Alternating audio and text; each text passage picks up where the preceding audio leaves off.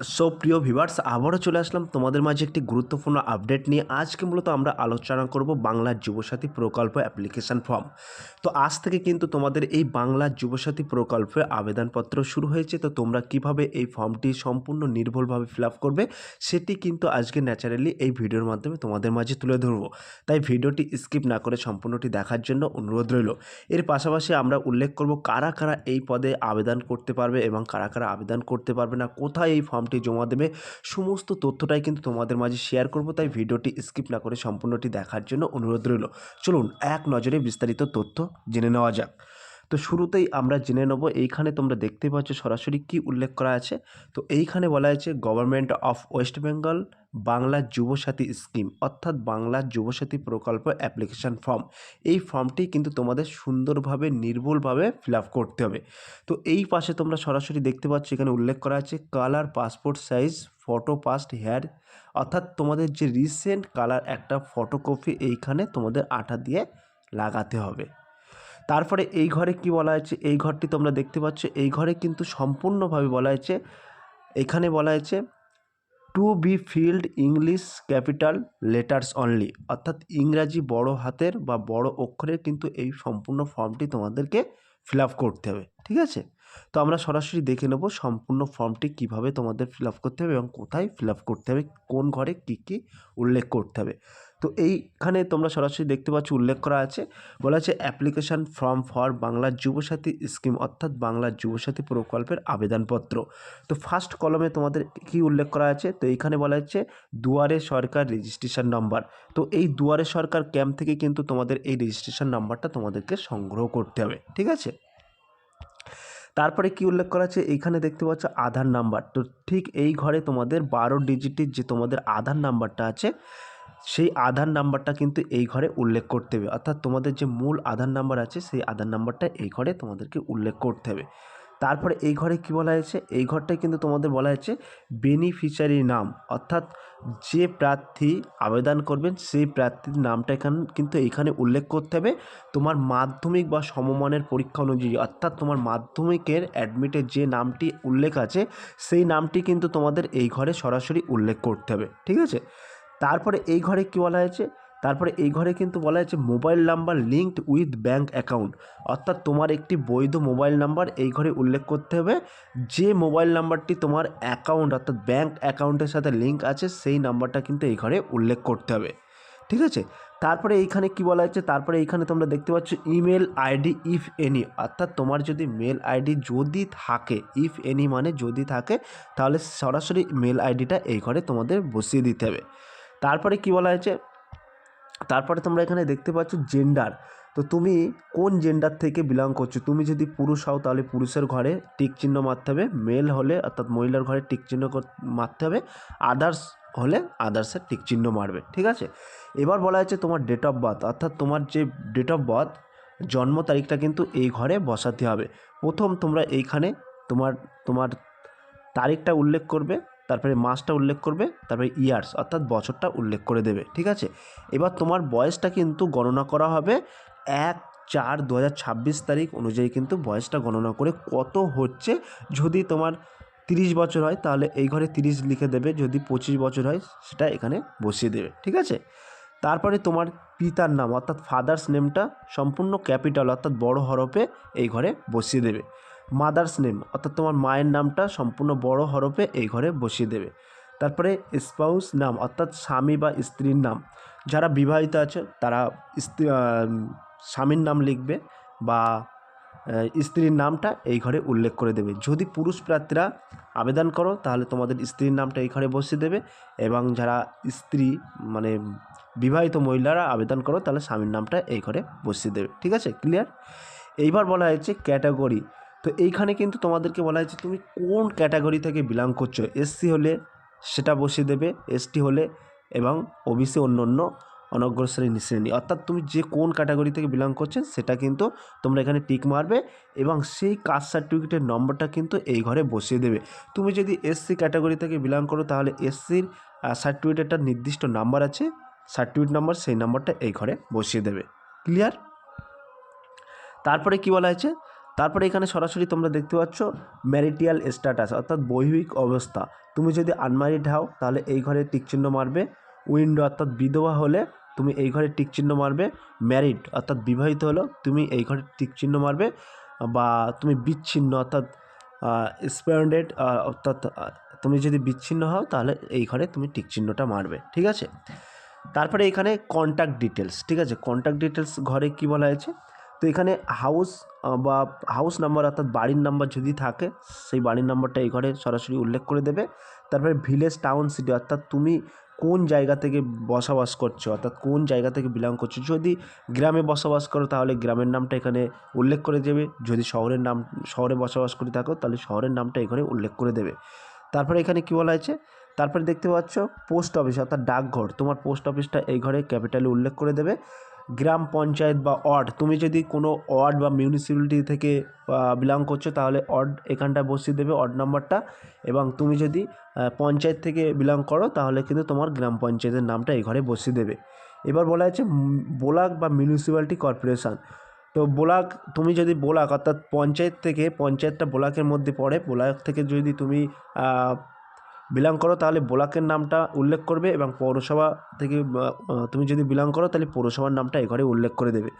এবং police station, তোমাদের যে লোকাল পুলিশ স্টেশন আছে, থানার নামটা এই ঘরে উল্লেখ করে দেবে। ডিস্ট্রিক্ট অর্থাৎ কোন জেলা থেকে তুমি বিলং করছো সেই জেলার নামটা এই ঘরে উল্লেখ করে দেবে। তারপর তোমাদের নির্দিষ্ট একটি পিনকোড আছে, ঠিক আছে, পোস্ট অফিসে পিনকোড আছে, সেই পিনকোডটা এখানে উল্লেখ করে দেবে। এবং রাজ্যর নাম কিন্তু অলরেডি এখানে উল্লেখ করা আছে, ঠিক আছে, এটা আর উল্লেখ করতে হবে না। তারপরে একটু স্কিপ করে চলে আসবে। স্কিপ করে চলে আসার পরে তোমরা দেখতে পাচ্ছ এখানে উল্লেখ করা আছে সম্পূর্ণ, বলা হয়েছে এমপি অর্থাৎ মাধ্যমিক বা সমতুল্য পরীক্ষার বিবরণ। তো তোমাদের মাধ্যমিক অ্যাডমিট কার্ডে যে রোল নাম্বারটি আছে সেই রোল নাম্বারটি সুন্দরভাবে এই ঘরে বসিয়ে দেবে। এবং দেখবে রোল এক জায়গায় লেখা থাকে, তার পাশাপাশি নম্বর লেখা থাকে অর্থাৎ সংখ্যা, সেই নম্বরটা এই ঘরে বসিয়ে দেবে। আর কোন ইয়ার্স অর্থাৎ কোন বছরে তুমি মাধ্যমিক পরীক্ষা দিচ্ছ সেই বছরটা এই ঘরে বসিয়ে দেবে, ঠিক আছে। এইবার এখানে কি উল্লেখ করা আছে, বোর্ড, তুমি কোন বোর্ড থেকে মাধ্যমিক পরীক্ষা দিয়েছো। যদি WBBSE অর্থাৎ West Bengal board of secondary education দিয়ে থাকো তাহলে সেটা এখানে টিক মারবে বা উল্লেখ করবে। এবং CBSE বোর্ড থেকে দিলে সেটা উল্লেখ করবে, ISC বোর্ড থেকে দিলে উল্লেখ করবে। এবং WBBME অর্থাৎ West Bengal board of Madrasa education board থেকে তুমি যদি দিয়ে থাকো সেটা উল্লেখ করবে। এবং আদার্স, ঠিক আছে। এবার তারপরে কী বলা আছে, এডুকেশন কোয়ালিফিকেশান হাইয়েস্ট অর্থাৎ শিক্ষাগত যোগ্যতা তোমার সর্বোচ্চ কী আছে। যদি উচ্চ মাধ্যমিক থাকে তাহলে এখানে উচ্চ মাধ্যমিক লিখবে, BA থাকলে BA লিখবে, MA থাকলে MA লিখবে ইত্যাদি, ঠিক আছে। তারপরে যে বলা হয়েছে বর্তমান পেশা অর্থাৎ প্রেজেন্ট অকুপেশন অর্থাৎ বর্তমানে তুমি কী কাজ করো বা কী করো সেইটা কিন্তু এই ঘরে তুমি উল্লেখ করে দেবে, ঠিক আছে। তারপরে দেখতে পাচ্ছ ব্যাঙ্ক অ্যাকাউন্ট ডিটেলস, এই ঘরটায় কিন্তু তোমাদের ব্যাঙ্ক অ্যাকাউন্ট ডিটেলস দিতে হবে। তো সর্বপ্রথম তুমি কোন ব্যাঙ্কে তোমার অ্যাকাউন্ট আছে অর্থাৎ ব্যাঙ্কের নামটা এই ঘরে সম্পূর্ণ বড় হরফে উল্লেখ করবে। তারপরে উল্লেখ করবে ব্যাঙ্ক ব্রাঞ্চ নেম অর্থাৎ ব্যাঙ্কের শাখাটা এই ঘরে উল্লেখ করবে। তারপরে তোমাদের যে ব্যাঙ্ক অ্যাকাউন্ট আছে, নির্দিষ্ট ব্যাঙ্কের পাসবুকে অ্যাকাউন্ট আছে, সেই অ্যাকাউন্টটা এই ঘরে উল্লেখ করবে। ঠিক তার নিচে দেখবে IFSC একটা কোড আছে, IFSC কোডটা এই ঘরে উল্লেখ করে দেবে, ঠিক আছে। তো এইখানে তোমাদের ব্যাঙ্ক ডিটেলসটা হয়ে গেল। তারপরে এখানে কি বলা হয়েছে, তারপরে এখানে সরাসরি তোমরা দেখতে পাচ্ছ বলা হয়েছে weather financial assistant receive from the government. তো অর্থাৎ এখানে তোমাদের বলা হয়েছে অন্য কোনো সরকারি সাহায্য পান কিনা রাজ্য সরকার প্রদত্ত শিক্ষাগত সুবিধা এবং বৃত্তি ছাড়া। তো যদি তোমরা পেয়ে থাকো রাজ্য সরকারের কোনো সুবিধা বা ইত্যাদি কিছু পেয়ে থাকো তাহলে সেখানে ইয়েস লিখবে বা নো লিখবে। যদি না পেয়ে থাকো নো, যদি পেয়ে থাকো ইয়েস, ঠিক আছে। এবং যদি পান বিস্তারিত বিবরণটা এখানে লিখে দিতে বলেছে, ঠিক আছে। সেই বিস্তারিত বিবরণটা এখানে তোমরা লিখে দেবে। তারপরে এখানে কি বলা হয়েছে সংযুক্ত নথির তালিকা স্বপত্রিত প্রতিলিপি, অর্থাৎ এই ফর্মের সাথে কি তোমাদের সেলফ অ্যাটাচড করে এই কপিগুলো জমা করতে হবে সেইগুলো কিন্তু এখানে তোমাদেরকে বলা হয়েছে, ঠিক আছে। তো এইখানে বলা হয়েছে প্লিজ টিক আর অনুগ্রহ করে উপযুক্ত টিক্স বক্সে টিক্স দিন। তো এইখানে তোমাদের 1 নম্বর কলমে উল্লেখ করা আছে মাধ্যমিক অর ইকুইভ্যালেন্ট অ্যাডমিট কার্ড অর্থাৎ মাধ্যমিক বা সমতুল্য পরীক্ষার অ্যাডমিট কার্ড যদি দিয়ে থাকো তাহলে এই ঘরে টিক মারবে। তারপরে কিন্তু বলা হচ্ছে মাধ্যমিক বা সমতুল্য পরীক্ষার মার্কশিট শিক্ষাগত যোগ্যতা সার্টিফিকেটটা দিবে, এই ঘরে টিক মারবে। তারপরে কপি অফ আধার কার্ড, যদি আধার কার্ডের কপি দিতে হবে সেটাও কিন্তু তোমাদের এখানে টিক মারতে হবে। ভোটার কার্ডের যদি দিয়ে থাকো কপি অফ ভোটার কার্ড সেটা এই ঘরে টিক মারবে তোমরা, ঠিক আছে। তারপরে বলা হয়েছে তোমাদের যে ফার্স্ট পেজ, ব্যাংকের যে ফার্স্ট পেজ আছে, তো বলা হয়েছে first page passbook, bank account পাসবইয়ের প্রথম পাতা, ঠিক আছে। তো এই চেকটা দেবেন না, এখানে বলা হয়েছে ক্যান্সেল চেক, চেক দিলে কিন্তু বাতিল চেক দেবেন না। এখানে তোমাদের ফার্স্ট পেজ পাসবুক অর্থাৎ ব্যাঙ্ক অ্যাকাউন্টের যে পাসবুক আছে ওইটা এখানে তোমাকে অবশ্যই জেরক্স করে দিতে হবে এবং সেলফ অ্যাটেস্ট করতে হবে। তো এইখানে তোমরা টিক চিহ্ন মেরে দেবে, তারপরে কোন ক্যাটাগরি থেকে বিলং করছে সেই শংসাপত্র তোমাকে অ্যাটেস্ট করে জমা দিতে হবে এবং এখানে টিক চিহ্ন মারতে হবে। অর্থাৎ তুমি যে ডকুমেন্টসগুলো দেবে সবগুলো এখানে টিক মারবে এবং এই ডকুমেন্টসগুলো যে 1 থেকে 6টা কপির কথা বলা হয়েছে, তো এই কপিগুলো কিন্তু তোমাকে 1 কপি করে জেরক্স করতে হবে এবং প্রতিটা কপিতে তোমার সেলফ অ্যাটেস্টেড করতে হবে, ঠিক আছে। তো এইখানে একটি তোমরা দেখতে পাচ্ছ সেলফ ডিক্লারেশন লেখা আছে। তো সেলফ ডিক্লারেশনটা এখানে কি বলা হয়েছে একটু পড়ে নিও তোমরা, হ্যাঁ। তো এইখানে বলা হয়েছে আমি অদ্যাবধি একজন বেকার এবং আমি পশ্চিমবঙ্গ সরকারের কোনো সামাজিক নিরাপত্তা প্রকল্প বা কোনো ভাতার আওতায় সাহায্য পাচ্ছি না। রাজ্য সরকার প্রদত্ত শিক্ষাগত সুবিধা বা বৃত্তি ছাড়া যদি এই সময়ের মধ্যে আমি কোনো কর্মসংস্থান পাই তবে আমি অবিলম্বে কর্তৃপক্ষকে জানাবো, ঠিক আছে। এখানে একটা ডিক্লারেশন লেখা আছে, একটু পড়ে নিও। তারপরে তুমি কোন তারিখে জমা দেবে সেই তারিখটা কিন্তু এখানে উল্লেখ করবে এবং তোমার সিগনেচার, ঠিক আছে, অর্থাৎ তোমার একটা সই এইখানে করতে হবে, অর্থাৎ যে আবেদন করবে সেই আবেদনকারী এখানে সই। আর এই জায়গাটা তোমরা ফাঁকা রাখবে, ঠিক আছে, এই জায়গাটা কিছু করবে না, এই জায়গাটা কিন্তু অফিসিয়াল, ঠিক আছে, অনলি ফর অফিসিয়াল ইউজ। তারা কিন্তু এই অংশটাকে তোমাকে কেটে তোমার হাতে দিয়ে দেবে, ঠিক আছে। এই হচ্ছে সম্পূর্ণ প্রসেস।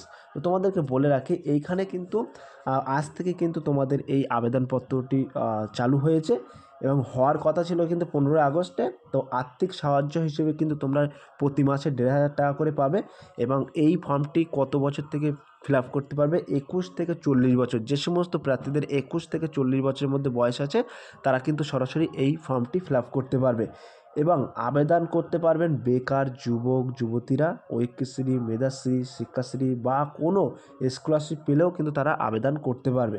কত বছর পর্যন্ত এই আর্থিক সাহায্যটা পাওয়া যাবে? 5 বছর পর্যন্ত কিন্তু এই সাহায্যটা পাওয়া যাবে। কিভাবে তোমরা আবেদন করবে? বিধানসভা কেন্দ্রের ক্যাম্পে গিয়ে কিন্তু তোমাদের এই আবেদনপত্রটি তোমরা পেয়ে যাবে বা তোমরা ডাউনলোড করে নিতে পারবে এবং নির্দিষ্ট একটি বিধানসভা অন্তর্গত একটি করে ক্যাম্প হবে, সেই ক্যাম্পে কিন্তু সরাসরি তোমরা সেখান থেকে এই ফর্মটি কালেক্ট করতে পারবে বা সেখানে জমা দিতে পারবে, ঠিক আছে। তো A to Z all information কিন্তু তোমাদের মাঝে তুলে ধরলাম এবং যদি কোনো এনকোয়ারি থাকে অর্থাৎ কিছু জিজ্ঞাসা করার থাকে আমি ডেসক্রিপশন বক্সে আমার একটি হোয়াটসঅ্যাপ গ্রুপ লিঙ্ক দেওয়া আছে, ওই লিঙ্কে ক্লিক করে কিন্তু তোমরা সরাসরি আমাদের সাথে যুক্ত হতে পারবে এবং কোনো প্রশ্ন থাকলে ওখানে প্রশ্ন করবে, আমরা সরাসরি উত্তর দেবো। আর সব প্রিয় ভিউয়ার্স, এই ছিল আজকের ভেরি মোস্ট ইম্পর্ট্যান্ট ভিডিও। যদি আজকের এই ভিডিওটি ভালো লেগে থাকে প্লিজ লাইক, কমেন্ট এবং শেয়ার করে দিন বন্ধুদের মাঝে। ফিরে আসছে আগামী দিনে তোমাদের জন্য very most important topic video নিয়ে।